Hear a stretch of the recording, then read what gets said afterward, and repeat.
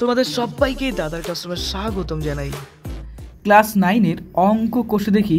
Class 9-এর অঙ্কের দেখো chapter number 20 আমরা করব। পৃষ্ঠা নাম্বার তোমরা 275-এ পেয়ে যাবে। 275 পেজ বের করো। দেখো এখানকার এই যে একের যে প্রশ্ন রয়েছে, নিচে শীর্ষবিন্দু বিশিষ্ট ত্রিভুজাকার ক্ষেত্রের ক্ষেত্রফল প্রতি ক্ষেত্রে নির্ণয় করি। খুবই সোজা এই অঙ্কগুলো। তো প্রথমত দেখো 1 নম্বরে দেওয়া আছে 2, -2, 4, 2 এবং -1, 3। তো এই যে দেখো তিনখানা বিন্দু রয়েছে, এই তিনখানা বিন্দুর দিয়ে গঠিত হবে একটি ত্রিভুজ এবং সেই ত্রিভুজের ক্ষেত্রফলে কিন্তু আমাদের নির্ণয় করতে হবে। অর্থাৎ ধরো এখানে এরকম আমরা একটা ত্রিভুজ অঙ্কন করলাম, একদম সুন্দর করে বুঝবো, অঙ্ক বুঝলেই কিন্তু আমরা খুব ভালো করতে পারবো। তো এখানে দেখো 2 আছে, -2, অর্থাৎ এই বিন্দুটা কি বলতো, এই বিন্দুটাই হচ্ছে এই, আর এই যে বিন্দুটা এটা হচ্ছে বি ধরলাম আমি। এটা কি আছে দেখো 4, 2 রয়েছে, এটা বি, আর এই বিন্দুটা হচ্ছে সি, যা হচ্ছে কি -1, 3। তো এই গেল বিষয়। অর্থাৎ এক্ষেত্রে এবিসি যে ত্রিভুজ রয়েছে এর যে এরিয়া বা ক্ষেত্রফল কত সেটাই আমাদের নির্ণয় করতে হবে। ওকে, কনসেপ্ট ক্লিয়ার হলো? এবার আমরা সুন্দর করে একটা ফর্মুলা দেখে নেব। তোমাদের অঙ্ক বইয়ের দেখো 272 পেজে একটা সুন্দর ফর্মুলা দেওয়া আছে। এই যে half of x1 × y2 - y3 plus x2 × y3 - y1 plus বলেছে দেখো x3 × y1 - y2। অর্থাৎ এই যে মানগুলো আমরা পেলাম, এই যে দেখো এটা হয়তো এটা হচ্ছে x1, ওকে, এটা কি বলতো, এটা হচ্ছে y1, এটা x2, এটা y2, এটা x3, এটা y3। এই যে মানগুলো আছে এই ফর্মুলাতে এবার আমরা বসাবো, বসলেই কিন্তু আমাদের এই উত্তরটা চলে আসবে। তাহলে একদম সিম্পল কনসেপ্ট। এবার চলো আমরা অঙ্ক করি। তুমি এখানে এবিসি ত্রিভুজের ক্ষেত্রফল এটাও লিখতে পারো, কিংবা লিখতে পারো 2, -2, 4, 2 এবং -1, 3 বিন্দু বিশিষ্ট বা শীর্ষবিন্দু বিশিষ্ট ত্রিভুজের ক্ষেত্রফল। একই হবে বিষয়টা, কোনো প্রবলেম নেই। তো আমরা এখানে হাফ লিখবো, আর সূত্রটা আমাদের কি ছিল দেখো, mod of x1 y2 - y3, তারপরে দেখো আমাদের হবে x2 × y3 - y1, তারপরে থাকবে এখানে x3 y1 - y2। এই কিন্তু আমাদের সূত্রটা গেল। এবার এই সূত্রতে শুধুমাত্র মানগুলো আমরা বসিয়ে দেবো। তাহলে এখানে হাফ হবে, হাফ বসাবো। আর এই যে দেখো x1 এর মান এখানে কি আছে, এখানে আছে x1 এর মান 2, তো বসিয়ে দাও এখানে 2, মড অফ 2 × 2 - 3। এই যে যা মান আছে না, এখানকার মানগুলো বসাবো। তো দেখো এই ক্ষেত্রে এই যে y2 বলতে কোনটা, y2 বলতে এই যে দেখো এখানে 2 আছে, তো এই 2টা বসাবো। আর y3 মানে কি, y3 মানে এখানে 3, দেখো যেখানে 3 বসালাম। সিমিলার ওয়েতে আমরা এখানে বসাবো কি দেখো 4 × 3 - 2, ওকে। তারপরে এদিকে বসাবো দেখো আমরা যে -1, এটা তো হয়ে গেল, -2, -2, এই আমাদের টোটালটা কমপ্লিট হয়ে গেল। এখানে দেখো এই যে x2 মানে কি, এখানে আছে 4, তো আমরা x2-র জায়গায় 4 বসিয়ে দেবো। তারপরে দেখো এখানে সূত্রতে কি বলেছিল y3 বলতে কি 3, এই যে 3 বসালাম। তারপরে সূত্রতে দেখো এখানে আছে y1 মানে কি দেখো -2, এই দেখো মাইনাস করে তারপর -2 বসালাম। একই রকমভাবে কিন্তু আমরা এই পার্টটাও পেলাম। এইবার এটাকে সিম্পলভাবে ক্যালকুলেশন করলে দেখো আমাদের বেরোবে হাফ ইন্টু, দেখো 3-এর থেকে 2 গেলে বার থাকবে 1, অর্থাৎ -1 থাকবে, তাহলে 2 × -1 লিখবো। আচ্ছা, এই পার্ট আমাদের এখানে গেল। আর এখানে দেখো এই যে 4 যে পার্ট রয়েছে, দেখো 4 আর 3 কত হচ্ছে 5, তাহলে আমরা এখানে লিখবো 5। আর এখানে একটা পার্ট আমাদের থেকে যাবে, দেখো এই যে এখানে মাইনাস আছে, এখানে সবগুলোতে মাইনাস আছে, তাহলে মাইনাস প্লাস হয়ে গেল। আর 2 আর 2 কত হবে 4, এই যে। আচ্ছা, এই দাগটার মানে কি, এটাকে উঁচু ক্লাসে বলা হয় মডুলাস ফর্ম, ক্লাস 11-12 আমাদের পড়তে হয়। তো মডুলাসের মধ্যে যদি মাইনাসও থাকে, ধরো -2 থাকে, তবে সেটাকে +2 আকারে লিখতে হয়। এখানে যদি +2 থাকে সেটা কিন্তু +2 আকারে লিখতে হয়। অর্থাৎ মডুলাসের মধ্যে মাইনাস প্লাস যাই থাকুক না কেন সেটা প্লাস আকারে লিখতে হবে। আর এরিয়া বা ক্ষেত্রফল কিন্তু সবসময় প্লাস হয়, এর জন্য এটা এই সাইনটা দেওয়া হয়। বুঝতে পারলে তো? ওকে, তাহলে এখানে আমরা 2 লিখবো। এবার দেখো -2, তাহলে আমাদের কি থাকছে দেখো -2 থাকবে। আর এখানে দেখো 4 × 5 = 20 লিখবো, আর এখানে লিখবো হচ্ছে কত দেখো 4। এবার টোটালটাকে যদি আমরা ক্যালকুলেট করি তাহলে আমাদের কত থাকছে দেখো 4 আর 20 কত হচ্ছে দেখো, আমরা লিখবো এখানে 24, 24, তার থেকে আবার বলেছে 2 বিয়োগ করতে, তো 2 বিয়োগ করলে আমাদের আসবে কত 22 আসবে। ওকে, তো আমরা এখানে লিখবো হচ্ছে কত 22, 1/2 × 22। একদম খুব শান্তভাবে বোঝাচ্ছে, দেখো প্রত্যেকটা অঙ্ক সোজা মনে হবে। এবার এই 22-কে যদি আমরা 2 দিয়ে কাটি তাহলে আমাদের কত আসবে, অবশ্যই 11 আসবে। তাহলে আমরা লিখবো 11 বর্গ একক। বর্গ একক কেন লিখবো, কারণ এরিয়া বা ক্ষেত্রফলে কিন্তু বর্গ কথাটা লিখতে লাগে, ওকে, বা স্কোয়ার ইউনিটই কিন্তু আমাদের লিখতে হয়। তো আমরা লিখবো যে 11 বর্গ একক। এটাই কিন্তু আমাদের নির্ণয় উত্তর। ওকে, এবার চলো ফার্স্ট থেকে লাস্ট পর্যন্ত একবার দেখে নাও। ওকে, এটা হলো। তারপর পরের অংশ রয়েছে, এটা খাতার মধ্যে সুন্দর করে লিখে নাও। প্রত্যেকটা অঙ্ক করার পর আমি সময় দেবো, তুমি সুন্দর করে খাতাতে লিখে নিবা। ওকে, তো এখন আপাতত বোঝো। এরপরে আমরা পরের আর একটা অঙ্ক রয়েছে, দেখো 2 নম্বর অঙ্কটাও খুব সোজা অঙ্ক। তো দেখো বলেছে যে 8,9, 2,6 এবং 9,2 এটার ক্ষেত্রফল বের করতে হবে, এই 2 নম্বরটা। তো এটাতেও সেম আমরা একটা ছবি এঁকে নিই। ছবি আঁকলে কি হয়, আমাদের খুব সুন্দর একটা আইডিয়া পাই আমরা, আর সেই আইডিয়াতে কিন্তু খুব ভালোভাবে অঙ্কগুলো আমরা করতে পারি। ওকে, আর নাম্বারটাও কিন্তু বেশ ভালো আসে, অর্থাৎ কাটার চান্স থাকে না, কারণ আমি ছবিতে দেখিয়ে দিচ্ছি যে এই পয়েন্টগুলি কিন্তু আছে। ওকে, আর এখানে দেখো 9,2 রয়েছে, এটা সি বিন্দু। এই হলো একটা আমাদের ত্রিভুজ। তো এই ত্রিভুজের এই যে রিজিয়নটা, এই রিজিয়নটাই কিন্তু আমাদের আঁকতে হবে, অর্থাৎ এর ক্ষেত্রফলটা কিন্তু সেটাই লিখতে হবে। তো এখন আমরা লিখবো যে এবিসি ত্রিভুজের ক্ষেত্রফল হবে, টোটাল অঙ্কগুলো খুব সুন্দর সুন্দর যুক্ত দেবো যেন ফুল নাম্বার আসে তোমাদের।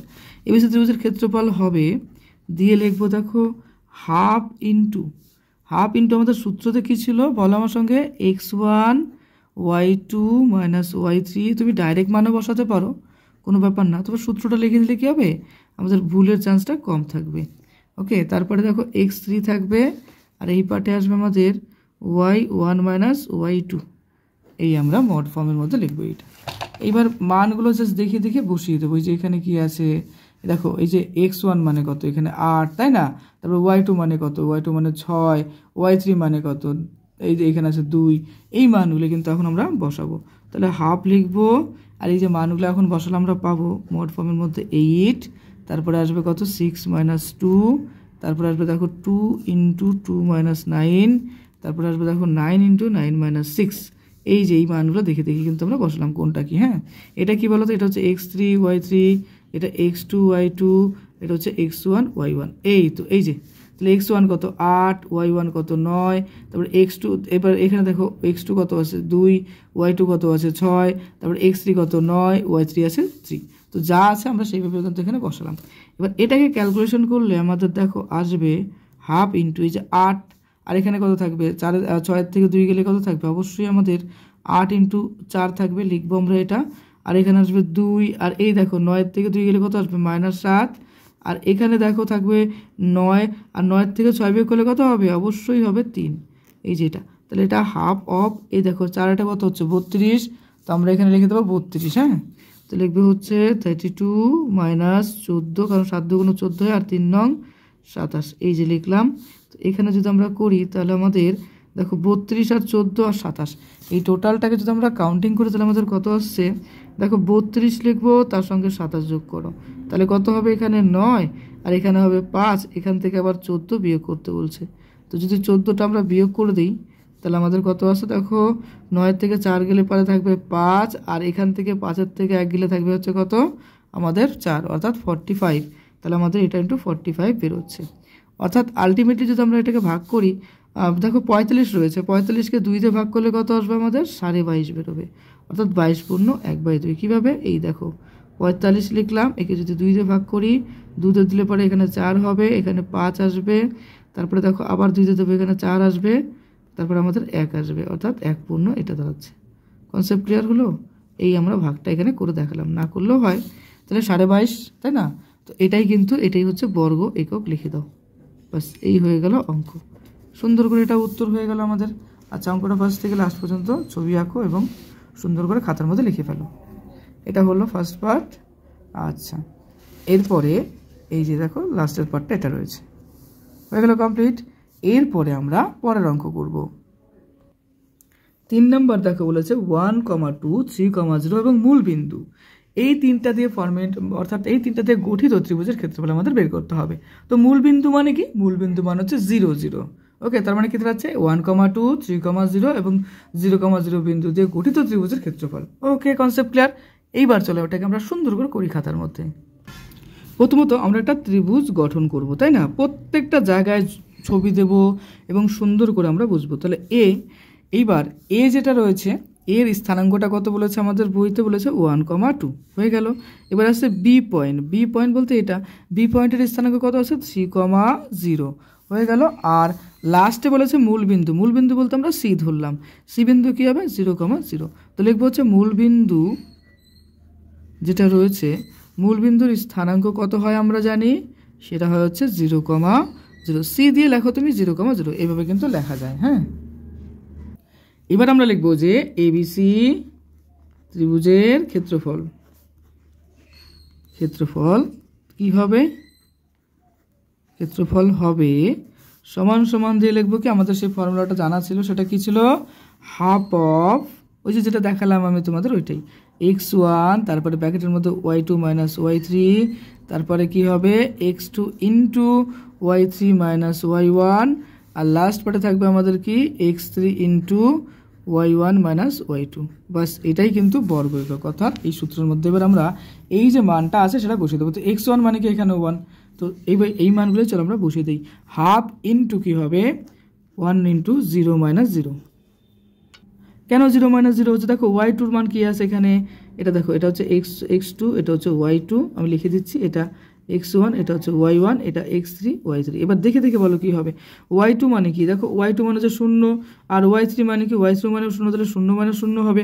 একই রকম x2 কোথায় আছে দেখো তো, এখানে 3 আছে, তাহলে লিখবো 3। আর y3 কত আছে, y3 মানে 0, লিখে দাও 0। y1 কত আছে দেখো 2 আছে, তো লিখে দাও -2 এখানে। আর এখানে x3 এর মান কত আছে, x3 মানে তো 0 লিখবো। আর y1 এর মান কত আছে, y1 এর মান আছে এখানে 2, লিখে দাও 2। আর y2 এর মান কত আছে এখানে আছে দেখো 0, তো লিখে দাও 0। এই যে মোট ফর্ম হয়ে গেল। এবার দেখো হাফ অফ লিখবো, এখানে দেখো 1 ইন্টু 0 মানে কী হবে, অবশ্যই 0 থেকে 0 বিয়োগ করলে 0ই হবে, তাহলে এই টোটাল পোর্শনটাই 0 হয়ে যাচ্ছে। আর এইবার দেখো, এই দেখো 3 আছে, এখানে আছে -2, তাহলে আমাদের 3 থাকছে, আর থাকছে কি -2, কারণ 0 থেকে -2 বিয়োগ করলে সেটাই থাকবে। আর 0-র সাথে তুমি এই সংখ্যাটা যদি গুণ করো, তাহলে এটা 0ই হয়ে যাবে, তাই না? 0-র সাথে যা গুণ করো সেটা 0ই হয়ে যায়।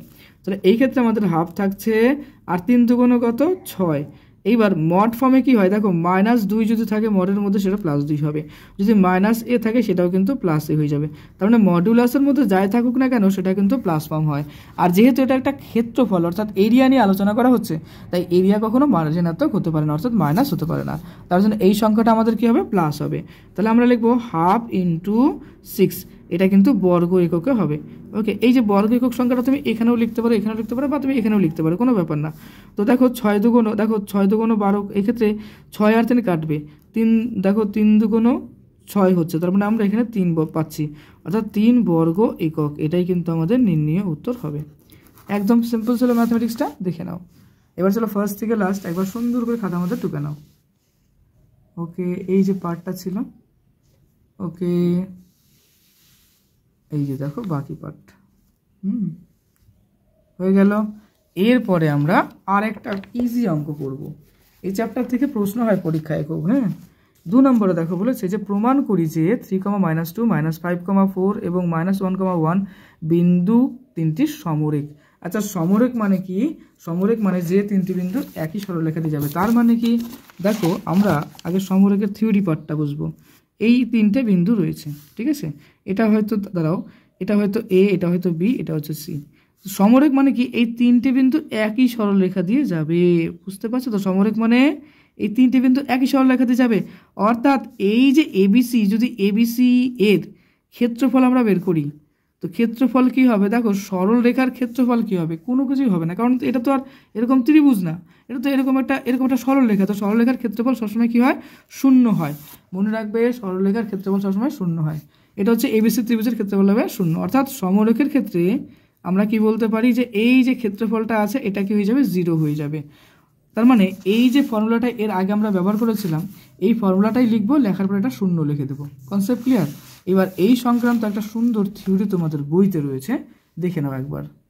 পেজ নাম্বার 273 দেখো, এখানে সেই ফর্মুলাটা রয়েছে যে x1 y1 x2 y2 x3 y3 বিন্দু তিনটি সমরেখ হবে যখন, এই দেখো সেম ফর্মুলাটাই রয়েছে, এটা ইকুয়ালস টু 0 হবে। এটা স্টার করে রাখো, এটা ইম্পর্টেন্ট একটা সূত্র, আর এর উপর বেস করে কিন্তু আমাদের অঙ্ক করতে হবে। আর পরীক্ষায় কিন্তু এই ধরনের অঙ্কও আসে। এই দেখো, এটা ইকুয়ালস টু 0 হবে। ওকে, এবার চলো আমরা করি। 3, -2, -5, 4 এবং -1, 1 বিন্দু তিনটি দ্বারা গঠিত ত্রিভুজের ক্ষেত্রফল। কেন আমরা এটা লিখলাম? এক্ষেত্রে ক্ষেত্রফলটা বের করব এবং সেই ক্ষেত্রফলটা যদি শূন্য চলে আসে তাহলে আমরা বলবো যে যেহেতু ত্রিভুজের ক্ষেত্রফলটা শূন্য চলে আসছে তাই এটা একটা ত্রিভুজ হবে না, এটা কি হবে? একটি সমরেখ হবে, কারণ সমরেখের ক্ষেত্রেই কিন্তু ক্ষেত্রফল বা এরিয়াটা কিন্তু শূন্য হয়। তো এই যুক্তির মাধ্যমে কিন্তু আমরা এটা সলভ করবো। তাহলে আমরা প্রথমত সূত্র লিখবো হাফ ইন্টু x1 ইন্টু লিখবো দেখো y2 মাইনাস y3 যেটা সূত্রে ছিল, তারপরে লিখবো কি x2 into y3 minus y1, আর তারপরে লিখবো দেখো x3 into y1 minus y2। বাস এটা কিন্তু আমরা লিখলাম। এবার x1 মানে কি দেখো এই পার্টটাকে আমরা x1 y1 ধরি, তুমি এগুলো না লিখলেও হবে, যে এখন যেগুলো লিখছি, হ্যাঁ, x2 y2 আর এটা হচ্ছে কি x3 y3, জাস্ট তোমাকে বোঝানোর জন্য আমি এগুলো লিখলাম। তাহলে দেখে দেখে বলো যে x1 এখানে কি আছে? দেখো x1 এখানে আছে হচ্ছে কত? 3, তো লিখে দাও 3। y2 কত আছে? দেখো y2 এখানে আছে 4, তো লিখে দাও 4। y3 কত আছে? y3 আছে মাইনাস, দেখো এখানে 1 আছে, তো আমরা এখানে 1 লিখে দেবো। আর এখানে x2 বলতে কি? দেখো x2 বলতে এখানে আসছে কত? x2 বলতে দেখছি -5, তো লিখে দাও -5, বাস সেটা হয়ে গেল। আর y3 বলতে এখানে কি? y3 লক্ষ্য করে এখানে y3 ইকুয়ালস টু এখানে আছে y3 হচ্ছে 1, তাহলে 1 বসিয়ে দেবো। আর এদিকে y1 এর মান কত আছে? -2, তো এটাই আমরা এখন বসাবো। দেখো 1 মাইনাসে মাইনাসে প্লাস, এখানে হয়ে যাবে 2। আর এইদিকে লাস্ট পোর্শনে দেখো আমাদের x3 মানে কত আসছে? -1, তো -1 এখানে বসিয়ে দাও। y1 কত আছে? y1 আছে -2, তো আমরা এখানে লিখবো যে -2 লিখবো। আর y2 মানে কি? y2 মানে 4, লিখে দাও -4 bracket close, just modulus form হয়ে গেল। তো এই ফর্মটাই আমরা এখন লিখবো যে 1/2। এবার দেখো 4, এদিকে দেখো লক্ষ্য করে 4-এর থেকে 1 গেলে 3 থাকবে, তাহলে 3 মাল্টিপল 3। আর এদিকে লক্ষ্য করে দেখো 5 কি বলবো 2 আর 1 3, আর এখানে আছে 5, অর্থাৎ আমরা লিখতে পারি যে -5, এদিকে লিখবো হচ্ছে কত? 3। আর এদিকে দেখো ওই যে মাইনাস, এদিকেও মাইনাস আছে, টোটালটা মাইনাস মাইনাস কি হয়ে যাবে? প্লাস হয়ে যাবে। 1 ইন্টু দেখো 2 আর এদিকে 4 কত হবে? 6, তাহলে গুণ লেখো 6। বাস অঙ্কটা আমাদের প্রায় কমপ্লিটের দিকে। 3 তারিখে কত? 9 হয়ে গেল। আর 3 5 কত হবে? 15 হবে। আর 6 কে 6, তো এই টোটালটাকে যদি আমরা ক্যালকুলেশন করি, দেখো 9 আর 6কে যদি আমরা যোগ করি তাহলে 15 হবে। এবার 15 থেকে আবার 15 বিয়োগ করতে বলছে, তো বিয়োগ করে হয়ে যাবে 0। অর্থাৎ আমাদের এখানে কি আসছে? 15 আসছে। দেখো 9 আর 6 যোগ করলে 15 হচ্ছে, তাই না? এর থেকে 15 বিয়োগ করে দাও, তাহলে 15 থেকে 15 বিয়োগ করলে হয়ে যাবে কত? 0, তাই না? তাহলে আলটিমেটলি এটা 0 হয়ে যাচ্ছে। তো যেহেতু 0 চলে আসছে তার জন্য আমরা বলতে পারি যে এই বিন্দু তিনটে দ্বারা গঠিত, কি বলবো, যে বিন্দু তিনটে দ্বারা গঠিত আলটিমেটলি কী হবে? যে সমরেখ হবে। অর্থাৎ ত্রিভুজের ক্ষেত্রফল যেহেতু 0 তাই এটি একটি সমরেখ হবে।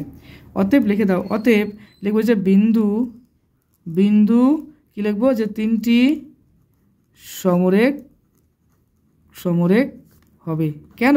কারণ এর এরিয়াটাই তো 0 চলে আসে। এই অ্যান্সার তো এখানে লিখতে হবে প্রুফ বা প্রমাণিত, বাস প্রুফও লিখতে পারো, প্রমাণিত লিখতে পারো। কারণটা কি? এক্ষেত্রে দেখো এরিয়াটাই কিন্তু ক্ষেত্রফলটাই 0 চলে আসলো, তাই না? তার জন্য আমরা লিখতে পারি যে এটা ইকুয়াল টু এত। ওকে, তো এই আমাদের প্রমাণ হয়ে গেল। এরপরে দেখো পরে আরেকটা অঙ্ক রয়েছে।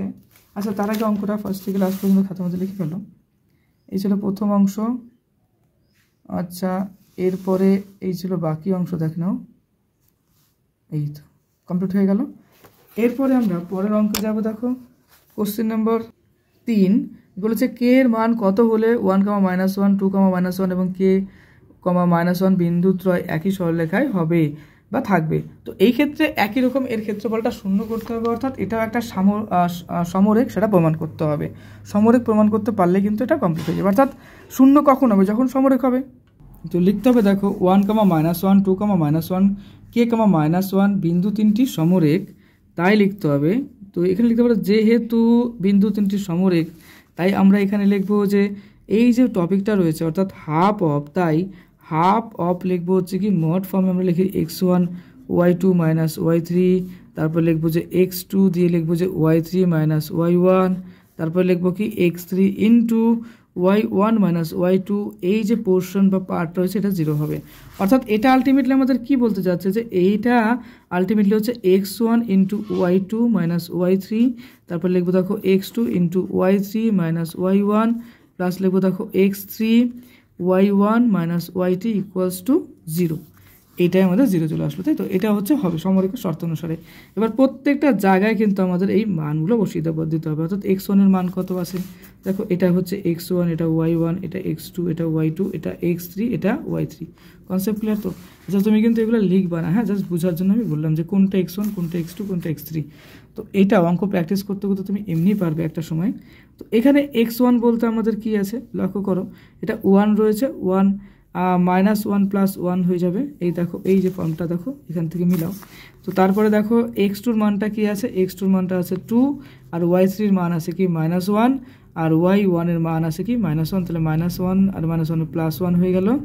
আর এখানে কে দিয়ে যে টপিকটা দেখো, কে x3-র মানটা কে আছে, তাহলে x3-র জায়গায় কে বসিয়ে দাও। আর y1-এর মানটা কি হবে দেখো, y1-এর মান আছে -1, আর y2-এর যে মানটা আছে সেটা -1, অর্থাৎ এটা +1 হয়ে যাবে। তো এই গেল বিষয়টা, এটাই কষ্ট আমাদের 0 আছে। তো অর দিয়ে লিখবো দেখো, এই যে টপিকটা অর্থাৎ -1 +1, এই পার্টটা কাটাকাটি করলে 0 হয়ে যাবে, তাই না? তাহলে আলটিমেটলি দেখো সবগুলো পার্টই কিন্তু 0 হয়ে যাচ্ছে, তাই কি না? যেহেতু সবগুলো পার্টই কিন্তু 0 হয়ে যাচ্ছে, আর আমাদের কিন্তু এটা একটা কোনো রকম আমাদের এক্সিস্টেন্সে থাকছে না, অর্থাৎ এটাও 0, এটাও 0, আর কে ইন্টু এটাও 0, এটাও 0, অর্থাৎ এই যে টোটাল টপিকটা কি হয়ে যাচ্ছে 0। অর্থাৎ কে এর কোনো রকম বাস্তব মান কিন্তু আমরা বলতে পারি যে কোনো বাস্তব মানের জন্য এটা কিন্তু আলটিমেটলি 0 হয়ে যাচ্ছে। ক্লিয়ার তো? তো যেহেতু কে এর যে কোনো বাস্তব মানের জন্য, অর্থাৎ যখন এই কন্ডিশনটা আসবে তখন বলতে পারি যে কে এর যে কোনো বাস্তব মানের জন্য এটা হতে পারে। দেখো, কে এর মান 2 ধরলেও এটা 0 হবে, 5 ধরলেও 0 হবে, 10 ধরলেও 0 হবে, 50 ধরলেও 0, মানে কে এর যে কোনো মান তুমি অ্যাকসেপ্ট করতে পারো। অতএব লিখবো যে অতএব যে কে এর যে কোনো বাস্তব মানের জন্য কি লিখবো, এই যে বিদ্যুৎ ইন্দ্রিয় দেওয়া আছে, লিখবো যে কে এর যে কোনো বাস্তব মানের জন্য বিন্দু তিনটি, কোন বিন্দু, যে বিন্দুগুলো দেওয়া আছে, বিন্দু তিনটি সমরেখ হবে। বাস এটাই কিন্তু আমাদের এখন লিখতে হবে, সমরেখ হবে। এটাই আমাদের নির্ণয় উত্তর। অর্থাৎ কে এর তুমি যে কোনো বাস্তব মান ধরতে পারো। কীভাবে? কে এর মান 1 ধরো, 2 ধরো, যা ধরো না কেন, দেখো এটা 0ই হয়ে যাবে, তাই না? এই গেল আমাদের অঙ্ক। এরপরে আরেকটি অঙ্ক চলো আমরা করে ফেলি। এটাও খুব ইজি একটা অঙ্ক আর ইম্পর্টেন্ট একটা অঙ্ক। দেখো, কোশ্চেন নাম্বার 4 রয়েছে যে প্রমাণ করি যে 1, 2, তারপরে দেখো -2, -4 বিন্দুদ্বয়ের সংযোজক সরলরেখা মূল বিন্দুগামী। অর্থাৎ এই যে দুটো সরলরেখা রয়েছে, অর্থাৎ এই যে দুটো পয়েন্ট রয়েছে, এটা এবং এই পয়েন্টটা, এই দুটো পয়েন্ট কি করছে, সংযোজক যে সরলরেখাটা হবে সেটা কি হবে, মূল বিন্দুগামী হবে। মূল বিন্দু বলতে 0, 0 আমরা পড়েছিলাম। তাহলে দেখো, এখান থেকে আমরা ডাইরেক্টলি বলতে পারি, কি বলতে পারি লক্ষ্য করে ভালো করে, এখানে যে এই যে বিন্দু তিনটে রয়েছে, অর্থাৎ এই একটা হয়তো এ বিন্দু, এটা হয়তো বি বিন্দু, এটা হয়তো সি বিন্দু, তার মানে মূল বিন্দুগামী এবং একই সরলরেখার সঙ্গে কানেক্টেড আছে। তাহলে এরকম কিন্তু একটা ফরমেশন তৈরি করবে। অর্থাৎ এক কথায় বলতে গেলে অঙ্কের মধ্যে এটাই মিনিং দাঁড়াচ্ছে যে এটা একটা সরলরেখা তৈরি করবে। আর সরলরেখা তার মানে কি, সমরেখ হবে।